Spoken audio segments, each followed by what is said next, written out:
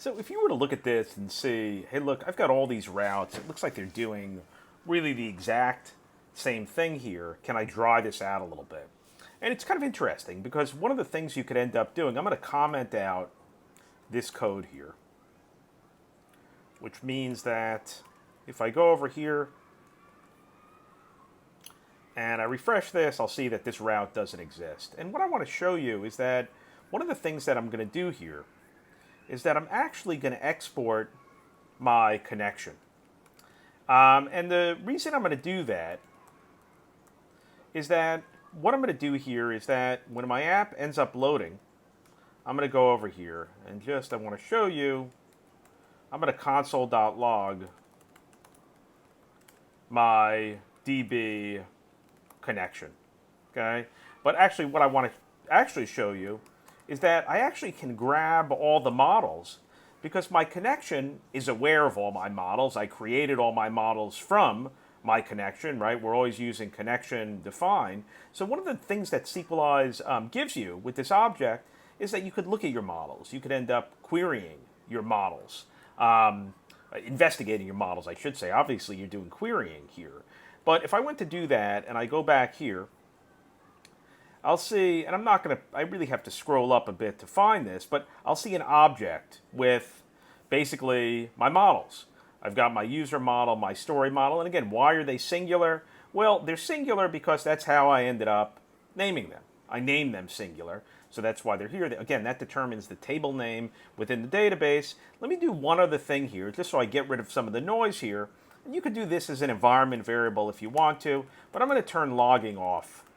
So I'm going to set logging to false, and this way I want to focus on this object. And what I'm going to end up doing here is I'm going to auto-generate routes for all of my models. And the way that I'm going to end up doing that is I'm going to use object.entries. And so object.entries is going to allow me to loop, and I'm going to do a straight for loop, not a straight for loop, but for each, I should say. And what this ends up giving me is that this gives me an array of two things, which is my key and my value. And I'm just going to console log these things out. This is going to be the name of my model, and this is going to be the model itself. So if I console.log name, I'll see the names just to prove that this is a string. All right, those are the names of my models. Now, one thing that I'm going to run into, if I look at these names, they're all singular. But for my routes, a RESTful route, I want to pluralize them. Now, how does Sequelize do it? Well, interestingly enough, if you look at one of the dependencies in Sequelize, you'll find out that Sequelize has a library here called Inflection. And it's pretty popular. I looked up with Inflection, that's quite a few weekly downloads. And what I want to do here is I'm going to use Inflection. So I'll go over here, and I'm going to end up pulling in Inflection, and I'm going to require it. Now, again, it's a dependency of Sequelize, so this is going to end up working for me. But, look, at some point it might not be a dependency. So I do want to do an npm install on it. But one of the things Inflection can do is it can pluralize a name. That's how Sequelize does its magic.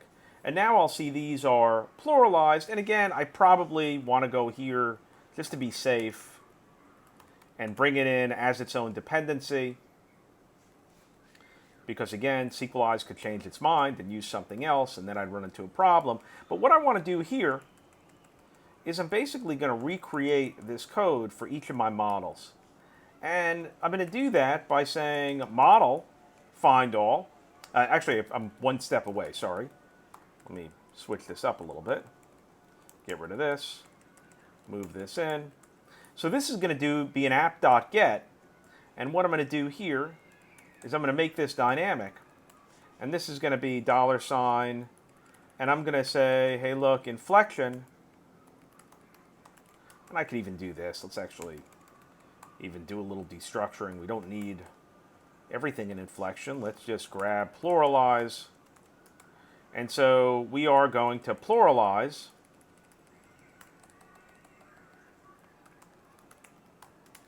the name of our model.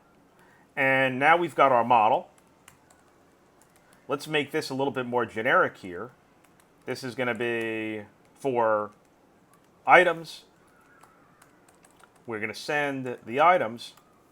And so again, this was only 3 models, but imagine you had to do this for 10 different models here. Let's make sure that this works. And now if I go back here, I'll end up having all my routes. I've got stories, I've got users, and I've got reviews. So just a little thing that you could end up using to dry out your code. Another thing to just sort of realize is that you can end up accessing all your models from the connection object that we have here.